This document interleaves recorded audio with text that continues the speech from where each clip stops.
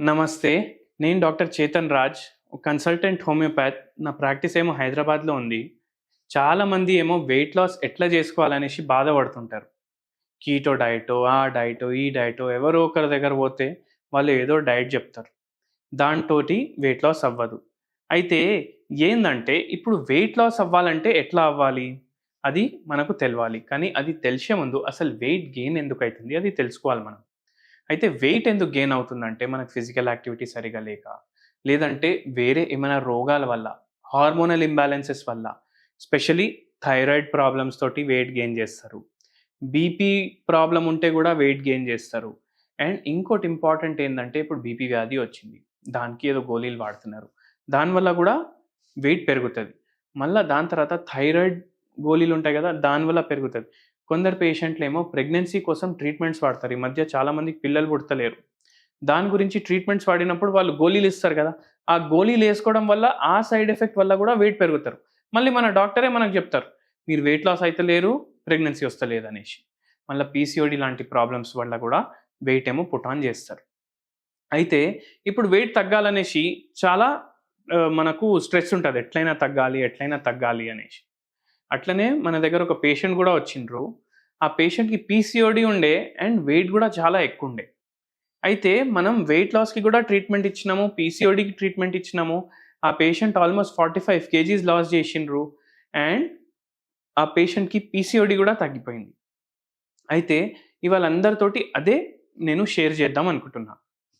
ఎట్లా మనం డబ్బులు ఖర్చు పెట్టకుండా అంటే ఏంది? ఇప్పుడు ఫర్ ఎగ్జాంపుల్ మీరు కీటో డయటే తీసుకోండి.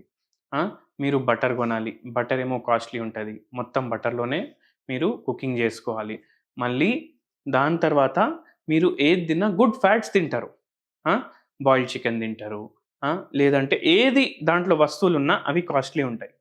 కానీ ఇక్కడ నేను చెప్పే డయట్‌లో అంటే నేను ఏ డయట్ అయితే ఇప్పుడు ఎక్స్‌ప్లెయిన్ చేస్తానో, ఆ డయట్ మీరు ఫాలో చేస్తే మీకు ఏ ఎక్కువ ఖర్చు గాకుండా మీరు వెయిట్ లాస్ జేసుకోవచ్చు.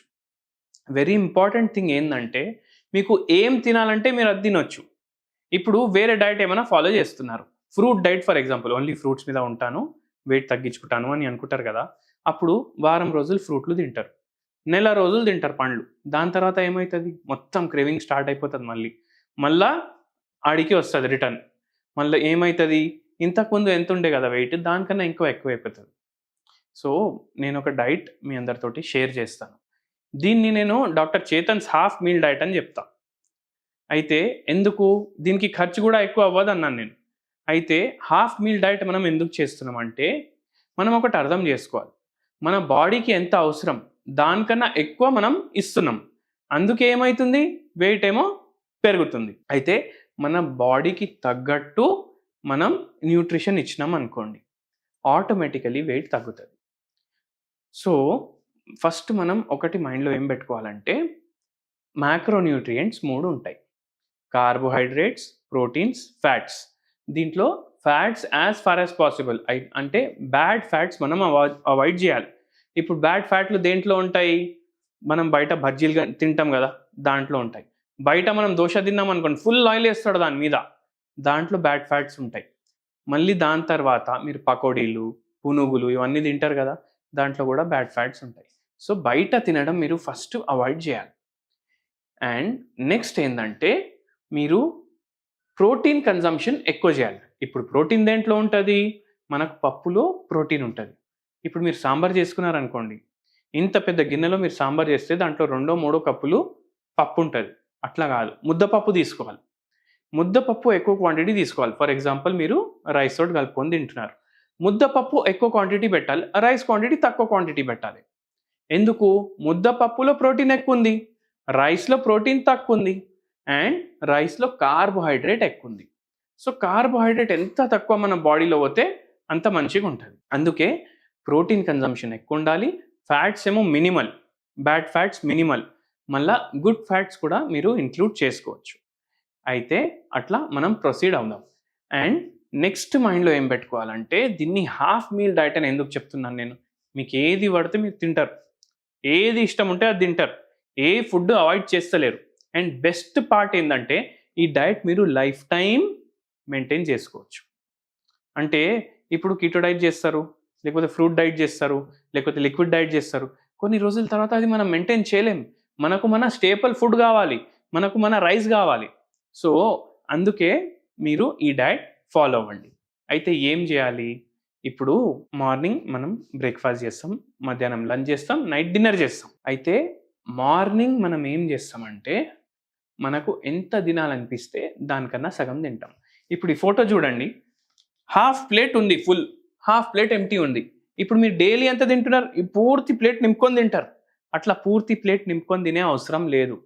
ఎంత తినాలనిపిస్తే దానికన్నా సగం తిందాం. ఎందుకు?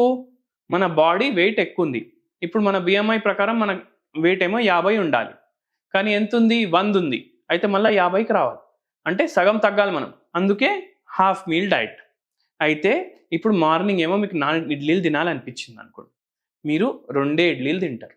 అంటే ఇది నేను పెట్టిన ఇమేజ్ ఎందుకు? సగమే తినాలి మనం. సగం నింపుకోవాలి ప్లేట్. దాని అర్థం ఏంది? ఇట్లా 2 ఈ ఇడ్లీలు ఒకదాని పైన ఒకటి పెట్టుకోవడం గాదు. 4 ఇడ్లీలు తినాలనిపిస్తే సగం ప్లేట్ నింపడం గాదు. 2 ఇడ్లీలు సగం తీసుకోవాలి. అది మీరు చట్నీతోటో, సాంబార్‌తోటో తినేసి ఆపేసేయాలి. ఇంకోటి మైండ్‌లో ఏం పెట్టుకోవాలంటే, ఇప్పుడు ఇడ్లీలు 2 తింటున్నా, కానీ ఇప్పుడు చట్నీ అయితే ఎక్కువ తినేసేయొచ్చు గదా! సాంబార్ అయితే ఎక్కువ తీసుకోవచ్చు గదా! కాదు.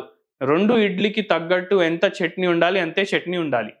అయితే అట్లా జేయాలి. మళ్ళా మధ్యాహ్నం లంచ్ జేస్తారు గదా! ఫుల్ మీల్స్ తింటారు కొందరు. కొందరు ప్లేట్ మీల్స్ తింటారు. ఆ ప్లేట్ మీల్స్ క్వాంటిటీ గూడా ఎక్కువుంటది. అయితే మీరు ఏం జేయాలంటే, మీ క్వాంటిటీ సగం జేయాలి. మైండ్‌లో అడగాలి. ఎంత తింటావు? మైండ్ తోటి మనం మాట్లాడతాం గదా! సెల్ఫ్ టాక్ జేస్తాం గదా! ఎంత తింటావు అనేసి అడగాలి. ఒకవేళ మైండ్‌లో వచ్చిందనుకోండి, నాకు 1 బౌల్ ఆఫ్ రైస్ కావాలి. మనం హాఫ్ బౌల్ ఆఫ్ రైస్ తీసుకోవాలి. మళ్ళా దీంట్లో మనం ఏం యాడ్ జేయాలి? వెజిటబుల్ క్వాంటిటీ ఎక్కువ తీసుకోవాలి. ఎందుకు? వెజిటబుల్స్‌లో ఫైబర్స్ ఎక్కువుంటాయి. మళ్ళా పప్పు తీసుకున్నామనుకోండి, పప్పుతో తింటున్నామనుకోండి, పప్పు ఎక్కువ ఏసుకోండి. ఎందుకు? పప్పులో ప్రోటీన్ ఎక్కువుంది. రైస్‌లో కార్బోహైడ్రేట్స్ ఉన్నాయి గదా! ఆ క్వాంటిటీ తగ్గించండి. అయితే పప్పు క్వాంటిటీ పెంచి, వెజిటబుల్స్ క్వాంటిటీ పెంచి, రైస్ ఏమో హాఫ్ క్వాంటిటీ తీసుకుంటున్నాం.